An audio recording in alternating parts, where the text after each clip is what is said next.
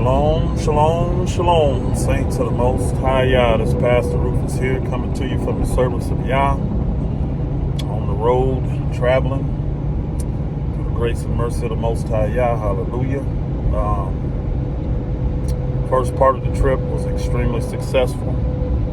Had a chance to break bread and fellowship with a dear brother, dear brother, hallelujah. I appreciate all of you that have been out there praying for me. I know I put it out there. I'm going to be getting some work in this week, getting some work done for the Most High. So I truly appreciate it. Solicit all your prayers. Things are getting extremely busy. But Yah got us, He got us. So no concerns on my end. It's just a matter of pressing forward and getting everything done he wants done. So I thank him for it. Now, I know I had came and said I was going to do a video sharing a little bit of what we talked about on this past Shabbat about humility. And honestly, the main things that you need to know and understand from what we were going over is the fact that throughout the whole book, doesn't matter where you look, the Most High made it clear that that is the avenue, that is the approach that we should be taking as his people. Hallelujah. You could go all the way back to Noah. You could look at Moses. You can even look at King David and Solomon. And you see many situations where even though they were the authority or the power in control, you know what I'm saying, like the leaders of the time or whatever the case may be, you saw situations where they didn't exercise their so-called quote-unquote biblical authority and take over. They let Yah do it.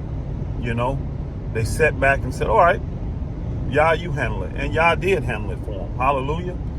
And that's the mindset we have to have. Like even the Messiah coming here with all power. Think about it, all power.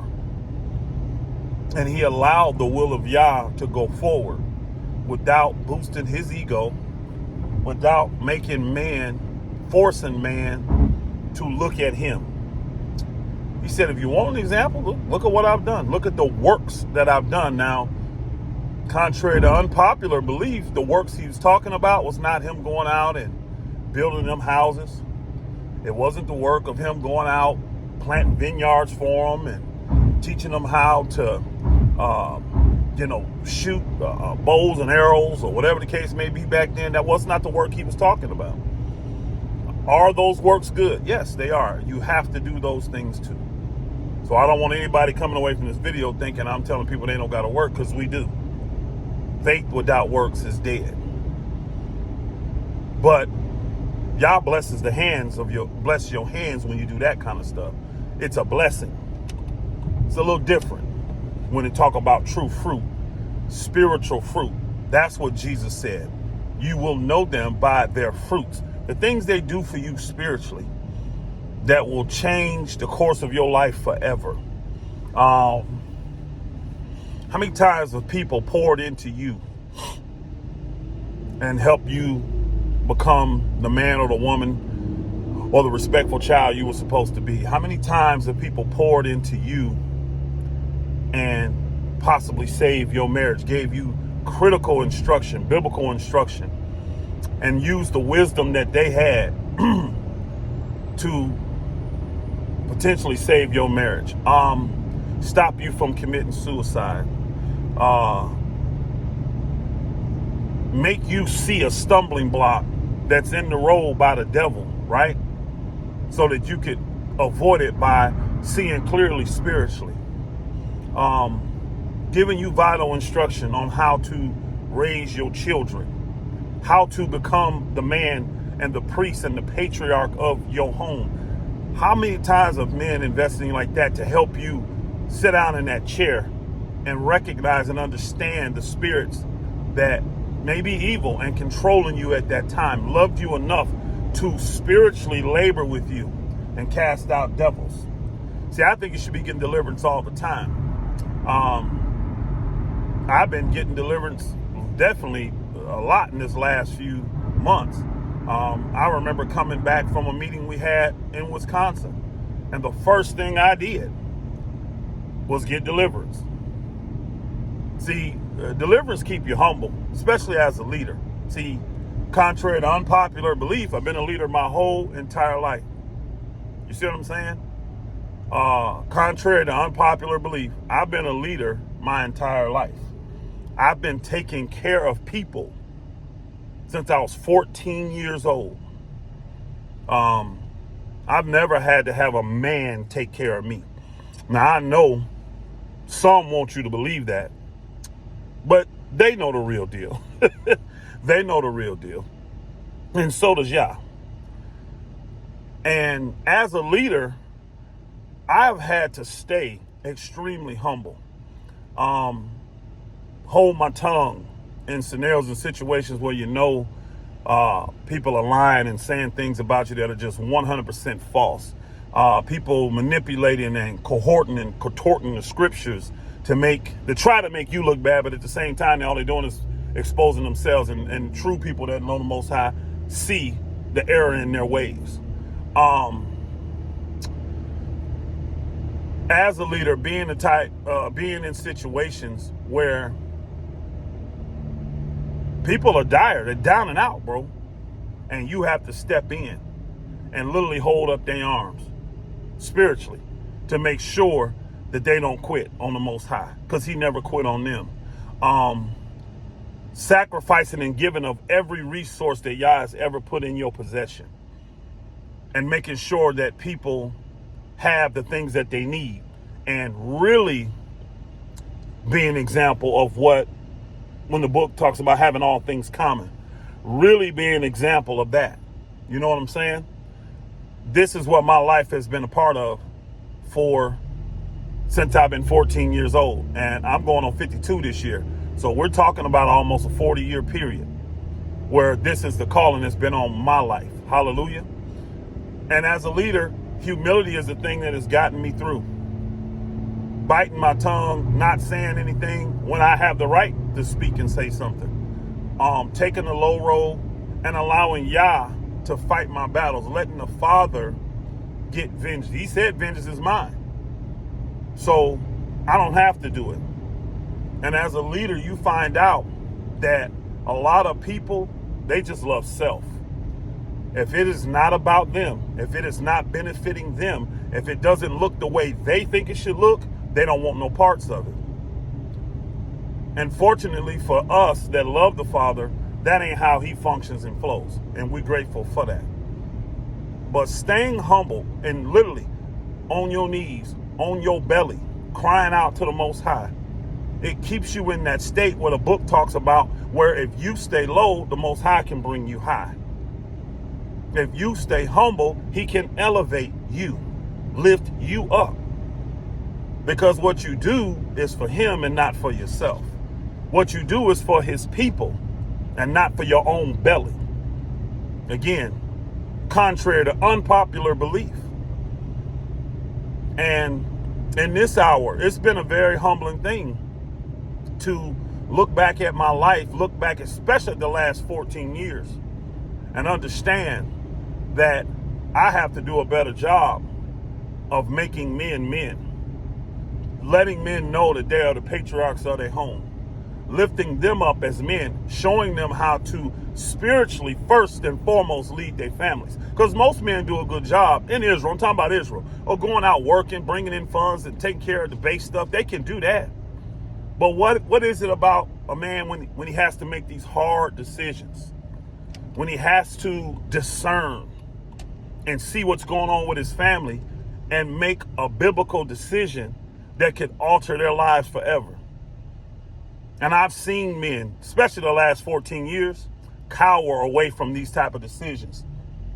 They will willingly put themselves and make themselves indentured servants just so they don't have to make these type of decisions for their families. because it's easier just to go to work and turn your money over to somebody and let them do all the decisions so that you can be weak and blame them when things go wrong. No, no, no, no, no. Those days are over. Those days are over. There was an interpretation that came out here recently. And part of that interpretation, it said, it is time.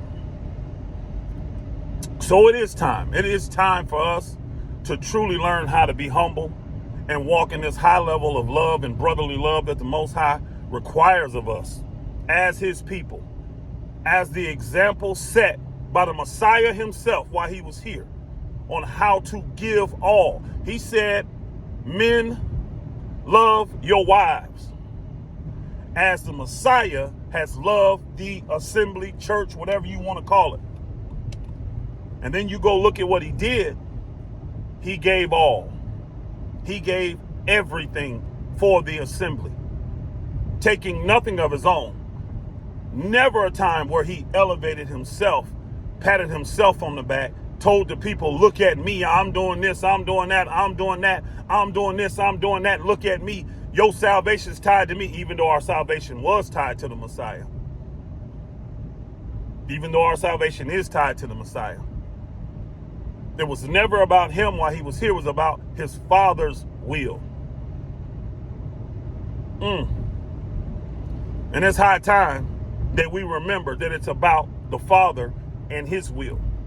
It's about the Father and his desires. It's about the Father and his plan, not a man's plan. Will he use men to help guide us? Absolutely. Will he give men authority over us? Yes, but that does not mean to rule over us, to be a tyrant over us, to dictate and control our lives. See, Jesus didn't do that. He knew Judas was a snake. He knew Judas was going to sell him out. Did he dictate and control Judas's life? He let Judas' life play out the way the Father desired his life to play out. He didn't take his spiritual authority and say, well, Judas, since you're going to do this, I'm going to do this, and I'm going to do this, and I'm going to counter this. Nah, he said, thy will be done. Go do what you were made to do. That's because he was humble. That's because he was under authority, the righteous way. See, the Father didn't rule. He actually gave Jesus in that earth suit the opportunity to rebel. He gave him the opportunity to reject the Father's plan. He did. But even when that cup got really, really full, y'all, and you could tell the flesh of Jesus was like, boy, this cup, if this thing could pass. But even in that thought, he had to come back and say, what? Not my will, thy will. Yeah, we need a lot of men that will say the will of the Father. And then exercise that and let the will of the Father go forth. Not them exercise their own personal thoughts of what they think the will of the Father is. And force men and women and children to be in bondage. When Yah has called us to be free, he said, come out of her, my people. So we don't have to be partakers of these plagues and these things that are going to go on. But we got people out here now, they want folk to come out of her just to come up under them and to be in their bondage. Man has nothing, has emasculated them down to nothing. Children don't respect them. Wives don't respect them. Why? Because they see them curtailing and cowtelling to another man. They can't even make decisions on when they can be intimate with their family because they're so controlled. No, that interpretation was real. And it is time. It's time for men to be the patriarchs of their home. It's time for men to fulfill what the scriptures have told them to do. Run their homes. Be the patriarchs of their home. And love their wives like the Messiah loved the assembly and gave everything for it. And then we'll see real daughters of Zion that's been restored. We'll see them because they have been converted in mind as well. We'll see them follow those type of men. It's hard to follow a man when you know he ain't in control. When you know another man 100% controls your husband, how can you follow him? How can you follow him? When a man has when a woman has way more respect for another man more than she does her husband. Even though her husband is the hard worker, the provider, the one that's pouring into your children. but you put a man above him in title alone. That's it. He's only above him in title. You put him on a pedestal and make him an idol. Make him a king. Make him a god. While your husband here slaving and working his tail off, and you can barely say a word of admiration about him because you're so enamored by some other man that your husband has put you and the family under his control. No, it's up. The time is up. The time is up. Y'all's tired of Israel being heathens. It's tired of Israel acting like the heathens. Real Israelite men, they run their homes. They don't ever have to submit their homes to another man to dictate, dominate, control, tell them what they're doing now, and then use fear tactics. Well, if you don't do what I say, you're out of here. After you've worked dozens of years, decades of labor, and now if you disagree, you get nothing. But that's holy, that's righteous. How the hell a man gonna go out and labor and work 20 years, 30 years? He don't even have a piece of land that he can look at his wife and say, we own this. I can give this literally to my son, no matter what. No conditions attached to it. And he controls it. That's not being humble. That's making yourself a willing slave to a man. That's not being humble. Humble is saying, you know what? I'm going to make sure I follow this book and do whatever Yah requires me to do to take care of my family. Make sure my family is taken care of first and foremost. Saving myself from this untoward generation first and foremost. Then I can look to these men where the book tells us, well, we all should be submitted one to another and get the wisdom and guidance from them that I need. Get the counsel from them that I need. But just because I go to them for counsel or their wisdom or their knowledge, don't mean that I have to let them control me. Let them rule me and dictate me like a tyrant. Because if you don't do what I say, you got to get the hell out. You got 30 days. Get your ass out. Like all the work you did was nothing. No, that's not a real man. That's not a humble man. That's a weak man. That's a flat out weak man. It's what it is. Take control of your families. Stay humble and follow what the word tells you to do as a man. And guess what? The Most High Yah will make sure that other real men that love him and seek his face first, and they stay humble before him, he'll make sure he elevate them so they can be there for you to make sure you got all things common. It's nothing like a man being able to look in his wife's eye and know that she has 100% total confidence in him, not some other man through him. In him. Nothing like it. Nothing like it. I hope this was able to help somebody. I didn't even know it was going to be this long. I need to get back, concentrate on this road. Forgive me for that, y'all.